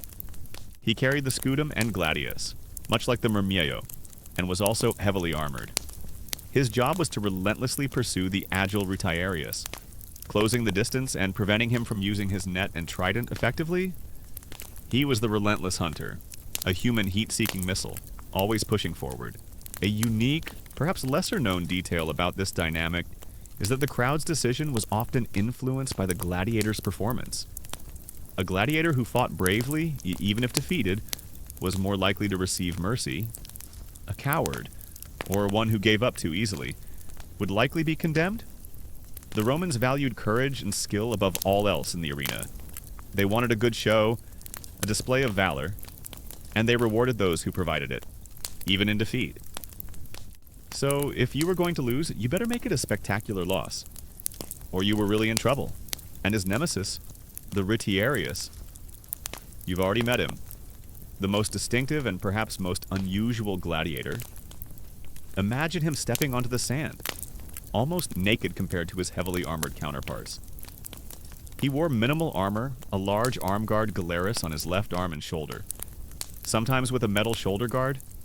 His weapons were a net rete, a trident fusina, and a small dagger pugio. He fought without a helmet, his face exposed, making him instantly recognizable and perhaps more vulnerable, but also more personal to the crowd. The Retiarius was the ultimate agile fighter, relying on speed, evasion, and his ability to ensnare his opponent. He was the matador to the Secutor's bull, constantly circling, feinting, and looking for an opening. You might even hear the crowd shout, "Hoc habet?" He's got it, when he successfully threw his net. The academic debate still questions the true extent of the crowd's influence versus the emperor's absolute power. While the editor usually deferred to the crowd, there were instances where emperors, particularly tyrannical ones like Caligula or Nero, would override the popular will, either granting mercy when the crowd demanded death, or vice versa, purely to assert their authority. Historians debate whether these were rare exceptions or a more common assertion of imperial power, highlighting the complex interplay between popular opinion and autocratic rule in Roman society. It's a fascinating study of ancient political theater. A unique, perhaps lesser-known detail about the Retiarius is that their exposed faces and minimal armor sometimes led to them being perceived as less honorable by some Romans, as they didn't engage in the direct face-to-face combat of the heavily armored gladiators. However, their unique style and the dramatic tension of their fights made them incredibly popular with the masses. They were the showmen, the acrobats of the arena, and their fights were often the most thrilling. Imagine being the guy who shows up to a medieval jousting tournament with just a fishing net and a pointy stick. You'd certainly get attention. Imagine the gladiator lying on the sand, his fate hanging in the balance. He can hear the roar, the conflicting shouts, but he cannot see the emperor's face, only the vast, blurry expanse of the crowd. He knows that his life depends on their fickle will, on the whim of a gesture. It's a moment of profound vulnerability, a stark reminder of his status as a commodity, a performer whose very existence is subject to public approval. He might be thinking, "This is worse than waiting for my tax refund." The academic debate still swirls around the precise meaning of the thumbs up and thumbs down gesture for granting mercy or demanding death. While popular culture often depicts thumbs down, meaning death, some historians argue that thumbs up, or a thumb pointed sideways, might have meant death, a sword thrust into the throat, while a closed fist or thumb tucked in meant mercy sheathing the sword. It's a fascinating linguistic and historical puzzle, reminding us that our modern interpretations of ancient gestures might be completely off. So next time you're giving a thumbs up, maybe double-check its historical context. If mercy is granted, a wave of relief washes over the gladiator. and a cheer of approval rises from the crowd. The victorious gladiator sheathes his sword, and the defeated one is helped to his feet, led away to the Porta Sana Vivaria for medical attention. He lives to fight another day, his bravery perhaps earning him even more popularity. His lanista will be pleased. A valuable asset has been preserved. Beyond these common types, the arena also featured a variety of more specialized or less frequent gladiators. There was the Hoplomachus, heavily armed like a Greek hoplite, with a small, round shield, a spear, and a dagger. He often fought against the Murmillo or Thrax. His style emphasized thrusting with the spear, then switching to the dagger for close combat, a tactical shift that kept the audience guessing. If death is decreed, a different kind of roar erupts, a grim satisfaction from those who demanded blood. The victorious gladiator, with a final, precise thrust, delivers the fatal blow. The body is then dragged unceremoniously through the Porta Libitinaria, the gate of death, and the arena is quickly cleaned for the next spectacle. It's a chilling reminder of the ultimate stakes, the brutal finality of the games. The Samnite was one of the earliest gladiator types, named after the Samnites, an ancient Italian tribe that Rome fought against. They were heavily armed, with a large rectangular shield, a helmet with a crest, and a short sword. However, as Rome conquered the Samnites, the name Samnite became politically incorrect for a gladiator type, and their style was largely absorbed into the Murmillo and Hoplomachus categories. It's a subtle reminder of how Roman politics and propaganda influenced even the entertainment of the day. The emperor's presence at the games was not just about entertainment, it was a crucial part of his public image and political strategy. By sponsoring lavish games, he demonstrated his wealth, his generosity, and his commitment to the welfare of the Roman people. He was seen as a benefactor, a provider of bread and circuses panem et circenses, a phrase that encapsulates the Roman strategy of keeping the populace content through food and entertainment. It was a way to distract them from political grievances, to foster loyalty, and to reinforce his divine authority. He was essentially the ultimate event planner, whose success was measured in public adoration and gladiatorial fatalities. Then you had the provocator, meaning challenger. This gladiator was unique because he was the only type who always fought another provocateur. They wore a breastplate cardiophylax, a helmet with a visor and no crest, and a large rectangular shield. They were armed with a gladius. Their fights were often highly tactical, a test of skill between two equally matched opponents, focusing on defense and precise attacks. It was like a mirror match in a video game, but with more blood and less button mashing. The crowd, in turn, used the games as an opportunity to voice their opinions, to make their desires known to the emperor. While direct political protest was dangerous, the arena offered a relatively safe space for collective expression. Through their cheers, boos, and demands for mercy or death, the crowd could signal their approval or disapproval of the emperor, of certain policies, or even of specific individuals. It was a unique form of public dialogue, a non-verbal referendum on the state of Rome. You could say it was the original social media, but with less cat videos and more actual lions. For those who liked a bit of exotic flair, there was the eek, the mounted gladiator. These fighters would begin their bouts on horseback, armed with a spear and a gladius, wearing a tunic and a helmet with a visor. After a few passes, they would dismount and continue the fight on foot. It added an extra layer of dynamism to the spectacle, a brief cavalry charge before the real melee began. Imagine the excitement of seeing horses thundering across the sand, then the sudden transition to a foot combat. It was a short-lived but thrilling part of the program. Imagine the atmosphere during a particularly unpopular emperor's reign. The crowd might be less enthusiastic, their cheers muted, their demands for mercy more frequent, almost as a subtle act of defiance. Conversely, a popular emperor might be met with thunderous applause. His every decision in the arena cheered as a sign of his wisdom and benevolence. The arena was a barometer of public sentiment, a place where the emperor could feel the pulse of his people. And for the truly unusual, there were the Dimacheri, gladiators who fought with two swords, one in each hand. This required incredible skill and coordination, as they had no shield for defense, relying entirely on their ability to parry and dodge. They were the ultimate offensive fighters, a whirlwind of steel, and their fights were often short and incredibly intense. If you thought juggling was hard, try doing it with sharp objects and someone actively trying to stab you. The relationship between the emperor, the crowd, and the gladiators was a complex, symbiotic one. The emperor provided the spectacle, the crowd provided the validation and the emotional energy, and the gladiators provided the drama, the skill, and the ultimate sacrifice. Each element relied on the others to maintain the intricate balance of power and entertainment. It was a carefully constructed ecosystem of power and pleasure, with life and death as its currency. The Romans also had Essidarii, charioteer gladiators who fought from chariots, much like the ancient Britons or Gauls. These were less common in the later imperial period, but offered a glimpse into different forms of combat.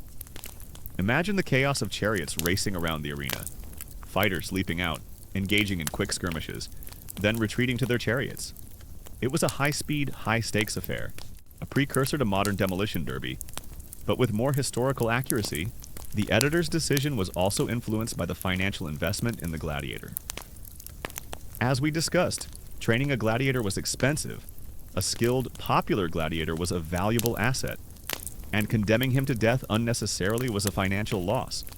This economic reality often played a role in the decision for Missio. Even if the crowd was divided, it was a business. After all, and even in the face of bloodlust, profit often had the final say. Unless, of course, the emperor decided to be particularly capricious, in which case, well, money talks, but imperial decree shouts. A unique, perhaps lesser-known detail is that some gladiators were women. While rare and often controversial, female gladiators known as gladiatrices did exist. They fought in the arena, often in pairs, and were sometimes depicted in art and mentioned in historical texts. They were typically lightly armed and armored, and their appearances were considered a novelty, adding an extra layer of spectacle to the games. While not as common as male gladiators, their existence challenges the modern perception of Roman society and its views on gender roles. It's a reminder that history is often far more complex and surprising than we imagine. The power of the crowd was not absolute, but it was significant. Emperors who consistently ignored the crowd's will risked alienating the very people they sought to control. The games were a social contract, a tacit agreement between ruler and ruled. The emperor provided the spectacle, and in return, the people offered their loyalty and their passive acceptance of his rule. Disrupting this contract could have unforeseen consequences. The academic debate continues about the exact purpose and frequency of these gladiatrices. Were they a sign of Roman decadence, a novelty for the elite, or simply another form of entertainment? Historians still piece together the fragmentary evidence to understand their role and reception in Roman society. It's a fascinating area of study, trying to understand the nuances of ancient gender dynamics through the lens of the arena. You might hear stories of gladiators who became so popular that their lives were almost always spared, regardless of their performance. Their celebrity transcended their status, making them untouchable, at least for a time. These were the true superstars, the fan favorites whose every appearance was met with thunderous applause, whose every victory was celebrated in the streets. Their popularity was a shield, protecting them from the ultimate fate that awaited so many others. The variety of gladiator types was crucial for the entertainment value of the games. It allowed for endless combinations and matchups, preventing the spectacle from becoming monotonous. The editor could choose pairings that highlighted contrasting strengths, leading to more dramatic and unpredictable outcomes. It was like a Roman version of rock, paper, scissors, but with more sharp edges. And as the sun begins to set on the arena, casting long, dramatic shadows across the sand, you reflect on this intricate dance of power. The gladiator, stripped of his personal freedom, yet wielding immense influence over the emotions of thousands. The crowd, seemingly powerless, yet capable of swaying the decisions of the most powerful man in the empire. And the emperor, the ultimate authority, yet bound by the need to maintain the favor of his people. It was a brutal, fascinating, and utterly Roman dynamic, played out on the grandest stage imaginable, where life and death hung precariously on the will of the crowd and the nod of an emperor. Each gladiator type had its own fan base. You'd hear shouts of Murmillo or Retiarius Mai from the crowd, as spectators cheered on their favorites. There were rivalries between different gladiator schools and between individual fighters. The Romans followed these gladiators like modern sports fans follow their favorite athletes, debating their skills, their records, and their chances of victory. They even had trading cards. Probably. But instead of pictures, they were just very detailed descriptions on papyrus. Let the quiet settle around you, a blanket of peace, and your journey through the past is complete. Rest now. The armor and weaponry, while designed for combat, also served a theatrical purpose. The gleaming helmets, the distinctive shields, the unique swords, all contributed to the visual spectacle. They made each gladiator type instantly recognizable, allowing the audience to quickly grasp the dynamics of the fight. It was a carefully crafted show, designed to engage all the senses and to leave a lasting impression.